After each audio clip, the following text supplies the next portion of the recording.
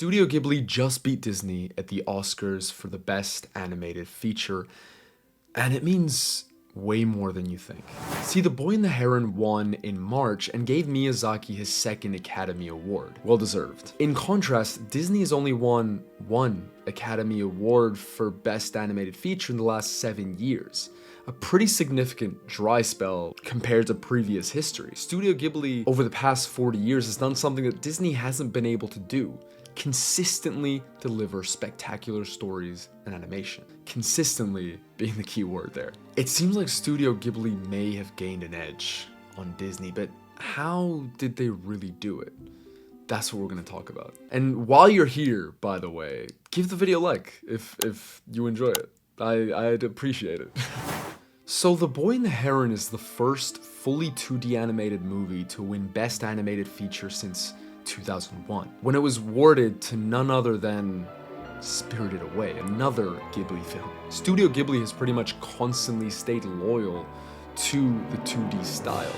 For the most part, the rest of the industry, though, has moved away from it, starting with Toy Story, and that continued into the 2000s and 2010s, until the Spider-Verse, which marked a pretty significant shift in the type of animation that could be successful in the box office. And in the past few years, with the advent of new types of animations, but also with the increasing popularity of anime, Western audiences have become more and more receptive to 2D animation, to the point that The Boy and the Heron has become the highest grossing Ghibli movie in the US and the third highest grossing anime movie ever.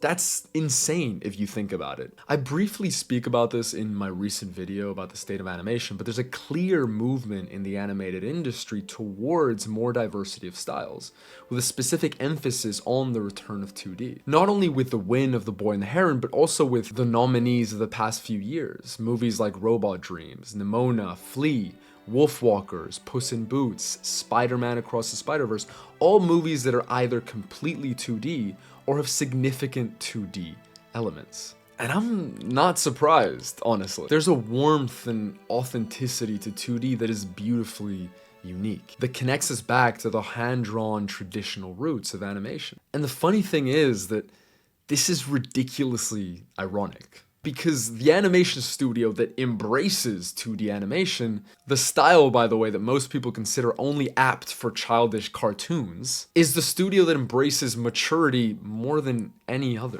For the longest time, animation was only considered suitable for fun cartoons and lighthearted movies. While Disney was happy to ride the cultural wave, adamant on associating animated movies with lightheartedness, talking animals, and funny repartee, Studio Ghibli, on the other hand, has been happy to veer away from that since the creation of the studio, showing audiences that cartoons could be serious, poignant, and thought-provoking stories. And this started way back in 1984 with the release of one of Hayao Miyazaki's first movies, Nausicaa of the Valley of the Wind, a 2D animated movie that's set in a post-apocalyptic world, portraying a princess trying to protect her people and the environment from two warring nations. A pretty far cry from Disney's first movie, Snow White, and that was by design. Disney's movies were made to entertain and were more catered towards younger audiences. This shows as well in the simplicity and formulaic nature of some of its movies, where there's a clear good guy and bad guy, and the bad guy gets thwarted so that the good guy or girl can live happily ever after. Whereas if we look at some of Studio Ghibli's stories, there's much more nuance and complexity to the stories and characters. Ashitaka and San don't end up together, whereas in a Disney movie, they definitely would. Also, Lady Eboshi is clearly the bad guy in Princess Mononoke, right? But at the same time, she's shown to have a very kind and caring side, taking care of the lepers in the village and empowering the women to be strong and independent. My Neighbor Totoro doesn't have a villain and typical conflict resolution arc that we're used to, but rather meanders along without much overarching narrative purpose. Now, don't get me wrong, Disney was right to take the approach that it did. Western audiences at the time just weren't receptive to animated movies that were more serious in tone. Just to give you an example, The Prince of Egypt was produced by DreamWorks in 1998, a retelling of the life of Moses from being a prince to becoming a prophet. It's a pretty somber and serious tale, which was a big risk for DreamWorks at the time where Disney was coming out with Mulan and Hercules. And in its opening weekend, it was a huge flop. It's only over time that audiences started to appreciate the depth and amazingness of the Prince of Egypt. Disney made movies that they knew would sell to a Western audience. And it's funny because Studio Ghibli was even told outright that animation couldn't be mature. When Princess Mononoke was being released in the US in 1999, Walt Disney was the company that had the release rights. Sounds great, right? I mean, having one of the largest media companies on your side, huge win. Yet they weren't a big fan of Princess Mononoke's original cut. Producer Harvey Weinstein felt Princess Mononoke should be edited down for a Western audience. In America, they said animation was for families, and families might not want to sit through a 2-hour epic. Thankfully, Miyazaki's producer, Toshio Suzuki, was pretty clear in telling him absolutely no cuts. And thank God they did. They stuck to their guns and stuck to the way that Studio Ghibli wanted to tell stories. For Studio Ghibli, animation was so much more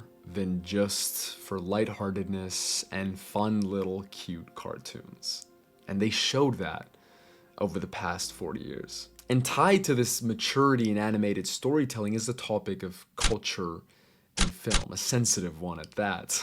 The soul of many Studio Ghibli movies are its magical creatures, which are very much rooted in Eastern culture. Spirits are everywhere in some of Miyazaki's movies, like in Spirited Away, Princess Mononoke, or My Neighbor Totoro. While we might not think of Miyazaki's movies as religious or even spiritual, some of his most famous works are full of Shinto iconography. Now, it's important to note that Studio Ghibli's gods and spirits aren't explicitly based on any recognizable Japanese kami, but they're constantly present, and the relationship between humans and these spirits or gods remains critical to many of the stories. It's the way that these stories are so rooted in culture that gives them an extra layer of beauty and depth. People nowadays care more and more about films with cultural accuracy, and that said culture being represented with thought and care. In contrast, Disney has always struggled with its cultural representation. From the ridiculous decision to create a romantic relationship between Pocahontas and John Smith, the man that basically colonized her people historically, makes a lot of sense, to even smaller examples like simply using Mushu as comic relief in Mulan rather than giving him more weight in the story like that of the forest spirit in Princess Mononoke. People, of course, want stories that they can connect to, but they also want stories that are rooted in culture. In my eyes, Studio Ghibli has always had the upper hand in that department and continues to portray these elements with a lot of thought and care. And that brings us to the crux of this video. Why has Ghibli beat Disney at its own game? Well, Walt Disney once said, animation can explain whatever the mind of man can conceive. His motto was dream, believe, dare, do when he started Disney, but over the years that vision has gotten lost in the tapestry of the company. Disney has become first and foremost a company with a primary objective of selling as much as possible to as many people as possible. Look over the Pacific Ocean though and you'll realize Studio Ghibli is happy not releasing a movie for basically a decade. Simply because from the beginning, Ghibli films aimed for our perceptions, not our pockets. For 40 years, they have actually dared to dream way more than Disney, I would argue, only focusing on using animation as a way to tell incredible stories, and this most recent Oscar win not only gives credence to that, but also marks a pretty big shift in what audiences expect from animated films going forward.